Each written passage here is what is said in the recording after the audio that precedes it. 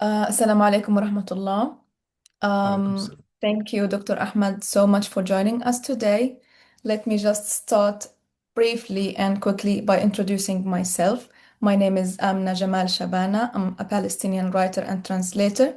I had my MA in English Translation Studies from the Islamic University of Gaza. And currently, I'm pursuing my MSc at UCL University College London in Translation and Technologies.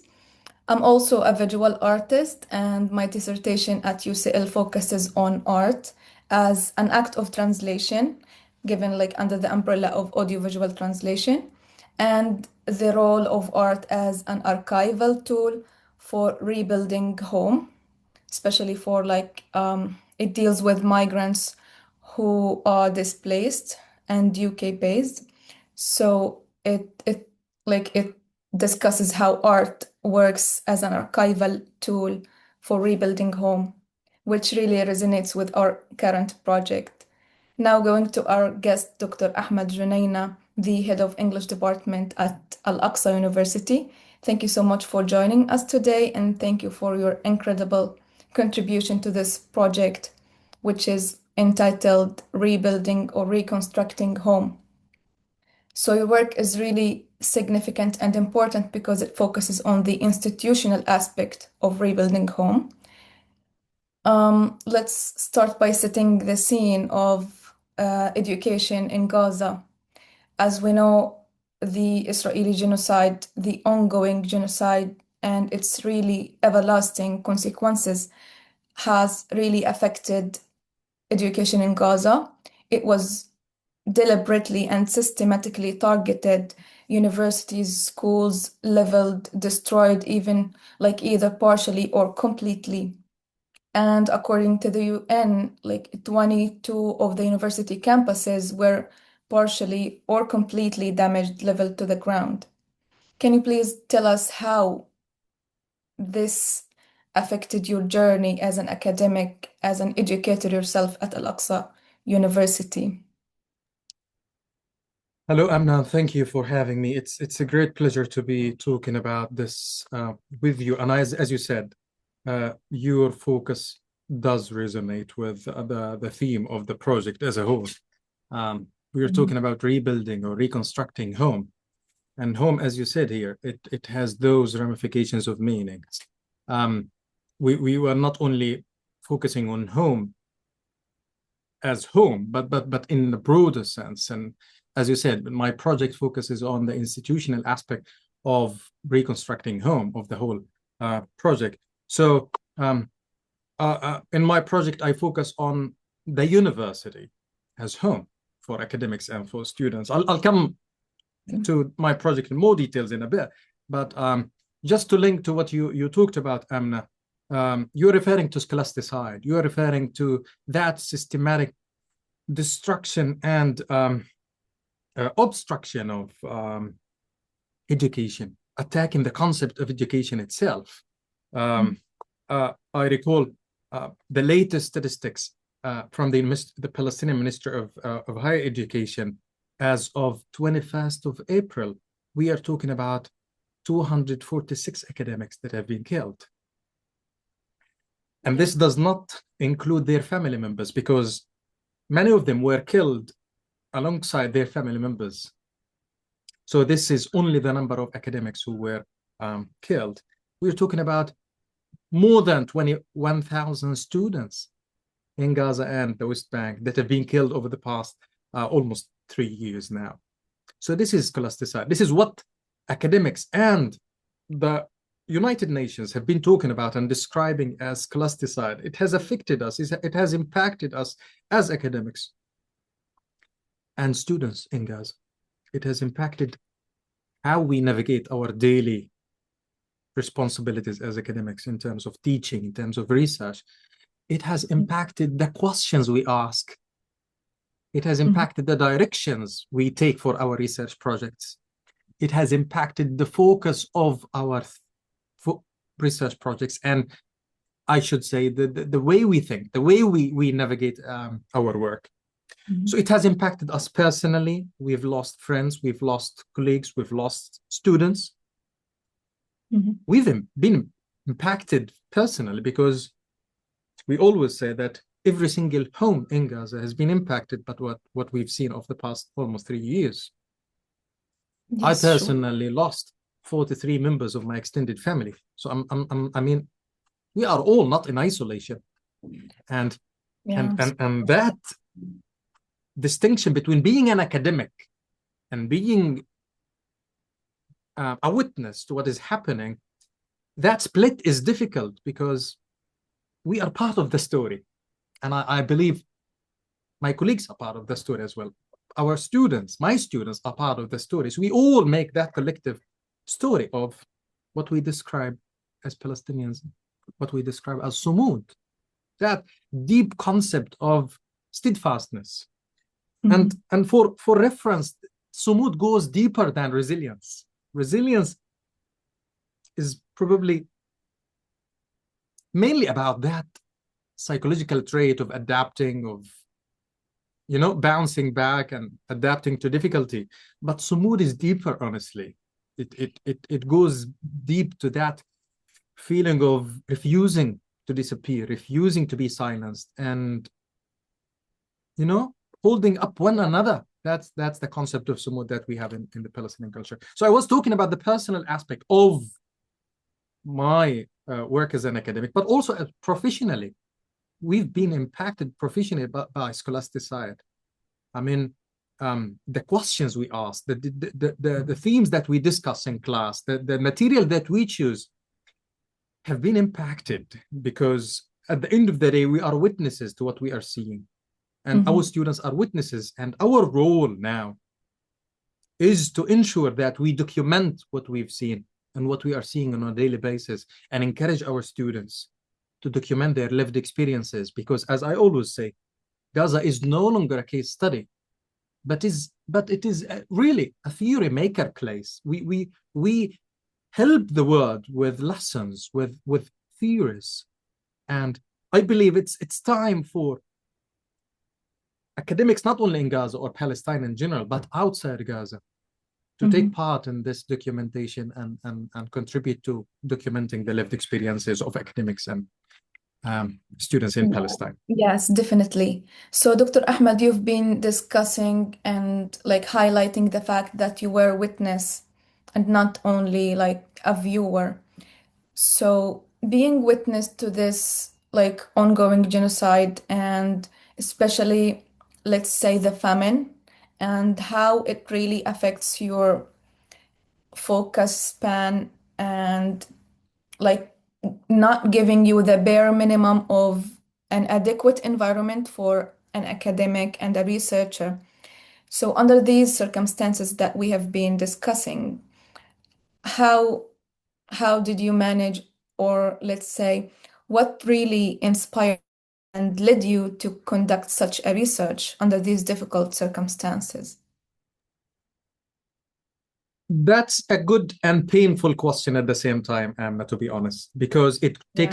takes me back to August last year. It was the peak of starvation here in Gaza.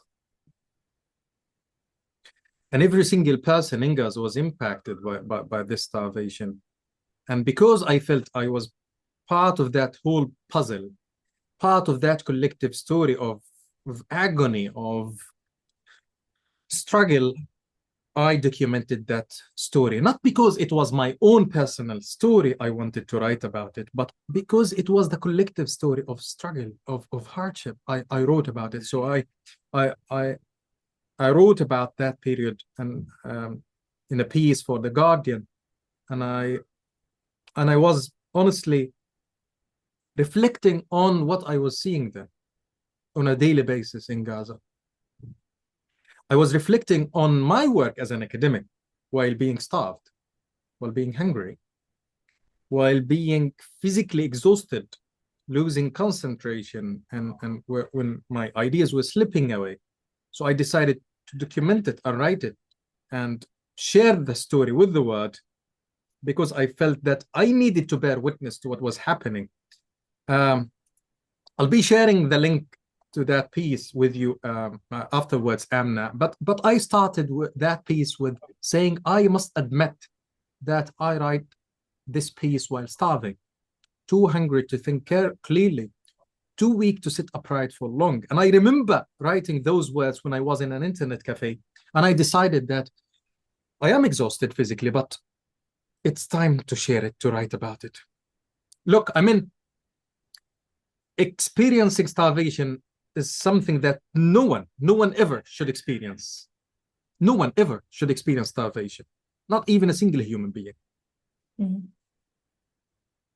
Now, being an academic and teaching and holding the responsibility of nurturing and, illuminating the minds of students and guiding them puts extra pressure on you as an individual. So you hold more responsibilities towards your society, towards your community, Mm-hmm. towards humanity. You have more responsibilities just because of being an academic. This is what I believe. I believe being an academic gives you extra, I could say, pressure, extra responsibilities towards humanity, because you are dealing with minds. But being starved and being under that psychological and physical pressure of being hungry, but at the same time being required to teach, is a real challenge. And the challenge and the pain is not only about being hungry. The pain is about the fact that it was systematic, it was intentional, of starving people because of other reasons, or because of political reasons, or whatever. So it was really painful. I still remember those hard times when I had to exchange messages with my students, when we had to postpone classes because we were physically exhausted. We lost concentration. We were not able to concentrate. And I sent a message in the group saying, guys, would you like to postpone the session today? And the answer was heartbreaking, because they said, yeah, let's go and postpone the session. One of my students said, yeah, honestly, I have been looking for a loaf of bread since the morning, and I haven't been able to find one. I've seen it. I've seen it with my naked eyes. I've seen it. I've seen people collapse out of hunger. I've seen children dying out of hunger. I mean, yeah, it was 2025, and that was happening. It is unfortunate. Yeah, obviously. So that pressure was, in a way or another, your own inspiration, and motivation to go on and write such a research paper. So Sure. can we go in more detail about your own research paper, which focuses on the institutional aspect of, let's say, the future image of the higher education? What's the main aims and questions of that research that you're conducting? That's right, Amna. All those experiences that we've been talking about, like, I should say, put me in a position thinking about, okay, that's the present, but what about the future? What does the future hide for us as academics and students in Gaza when it comes to higher education sector? So you get to a point where you have questions that you cannot ignore, questions that you need to find answers for. And I think this project came at a time when I was thinking, okay, now we've been documenting and talking and writing about the destruction of higher education in Gaza and higher education institutions in Gaza, and the impact this had on our students and on academics. But it's time to think about the future, about reconstructing what has been damaged and how it will be rebuilt or reconstructed. So my project, my individual project, focuses on the institutional aspect of rebuilding, reconstructing home, the concept of home in its broader sense, but I focus in particular on higher education sector. And what would it take to rebuild those universities and higher education institutions, given the scale of destruction that we've witnessed? As you said, Amna, 12 universities in Gaza have been leveled to the ground, have been destroyed. campuses and libraries, museums. I mean, heritage, culture, all those aspects have been impacted. Now, this scale of destruction is immense, is huge, and the damage is really immense. But what I'm asking, what would it take to rebuild all that? Not only rebuilding as structure or buildings, but I take it from the broader perspective, rebuilding higher education as a place for memory, for belonging, for that intellectual, capacity, that intellectual chemistry between students and academics, that intellectual place, that intellectual space. What would it take to rebuild all that? And I emphasize in my project the need to find answers to this question from the perspective of academics in Gaza, so that the rebuilding and the reconstruction process takes into consideration the perspectives and the aspirations and the expectations of academics in Gaza and students in Gaza who witnessed the destruction. And I want to see and hear to them, listen to them, how they view a rebuilt higher education in Gaza. Not only from the perspective of, as I said, physical rebuilding or physical reconstruction, but it is wider. I mean, we're thinking about rebuilding institutions not as they were built before, because sometimes I talk to my students, how would you imagine a rebuilt higher education in Gaza? Well, some students talk about, well, I want to see that building that we had at university rebuilt again in the same structure, the same way. Well, that's okay, but I look at it in a broader sense, not only physical structure, but as I said, a place where ideas, ambitions, and aspirations are nurtured and looked after. A space as, collective home, social home for academics and students. Yeah, obviously. And when we're talking about like reconstruction of universities, students and academics really feel that they need the same structure, the same physical structure, because it's amazing how these places held our memories a year after another until we graduate, until we became teaching assistants, and then like completing our higher education. So these physical structures really hold great memories. Absolutely. Mm. I see the point, and I really appreciate that point, and I understand. I mean, this is important, but it does not capture the whole picture of rebuilding higher education, It is important, but there is something deeper, that with destroying universities, lots of, that memory, lots of that belonging, lots of that relationship between academics and students has been impacted. So rebuilding includes all of that as well, in rebuilding and reconstructing that relationship, that memory, rebuilding and reconstructing that kind of, space that would nurture memories that continue that past. So it is that past, and now we are in the present, but more important is the future and how it will look like. Yeah, so do you see that like rebuilding a structure that resembles the past one is now unrealistic because of the current situation? No, I mean it could be realistic. Yeah. I mean, it's not. I'm just trying to say that it is not the whole picture. It doesn't capture the whole picture. I mean, I don't want to narrow reconstructing or rebuilding into that, aspect. It is important, as I said, but it would narrow the concept of destruction, as if something that has been destroyed and then just rebuild it again.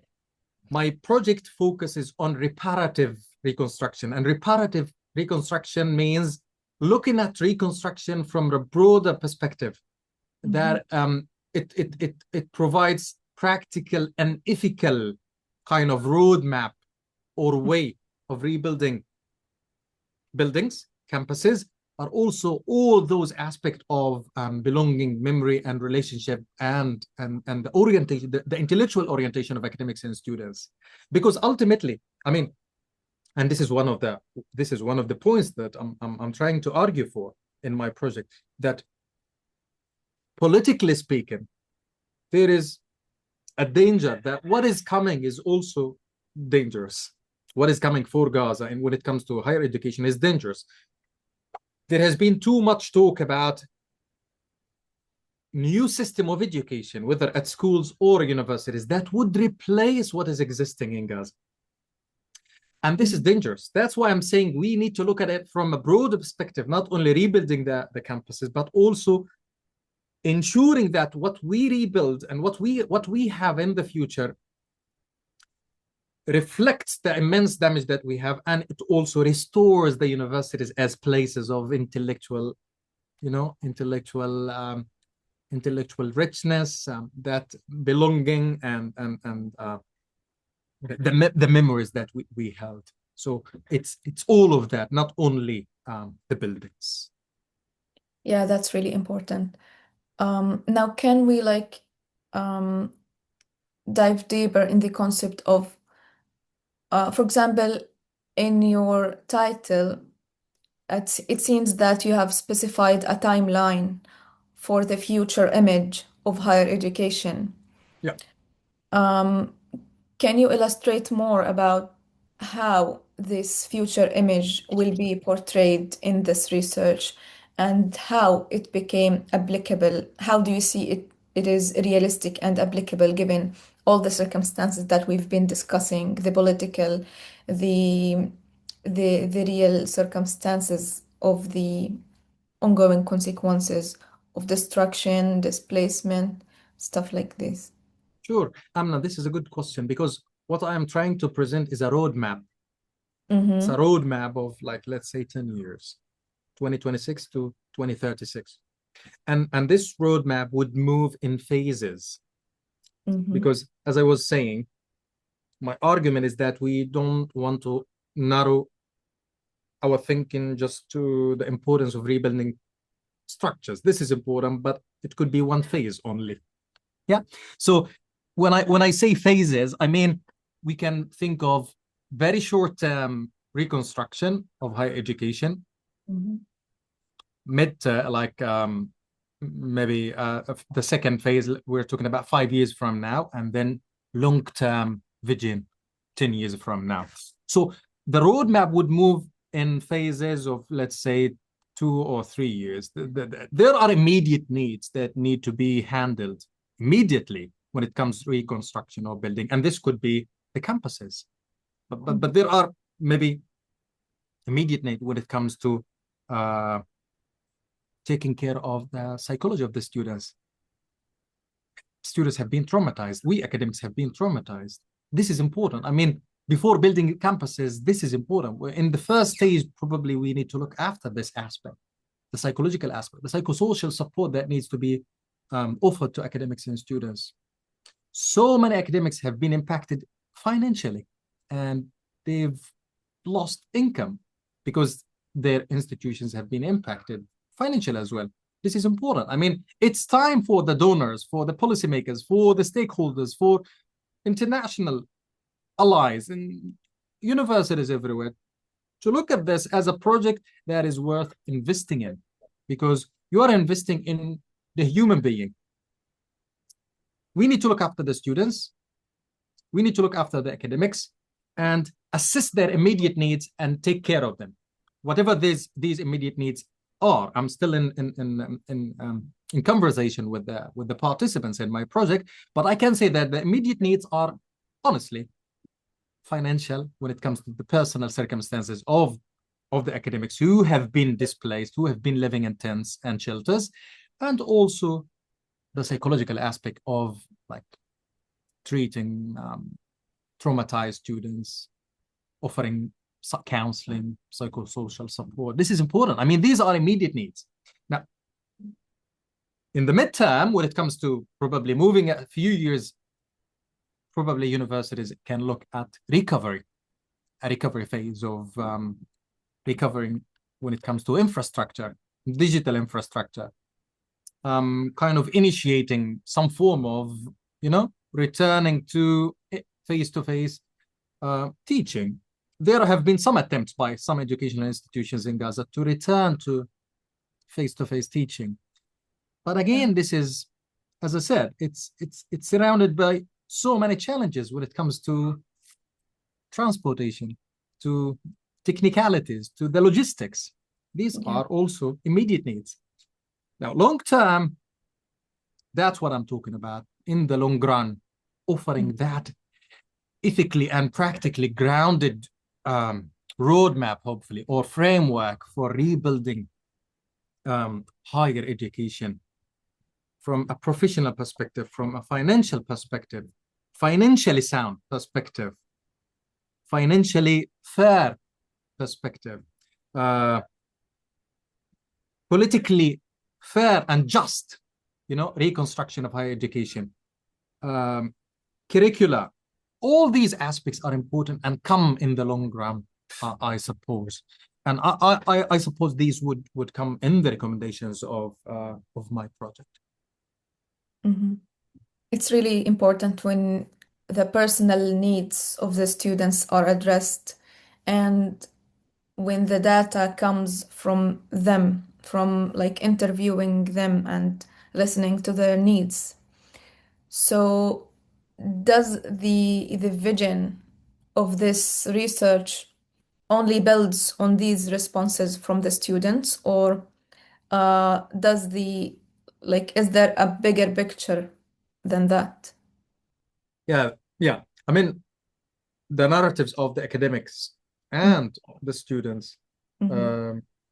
are part of the data that will be collected.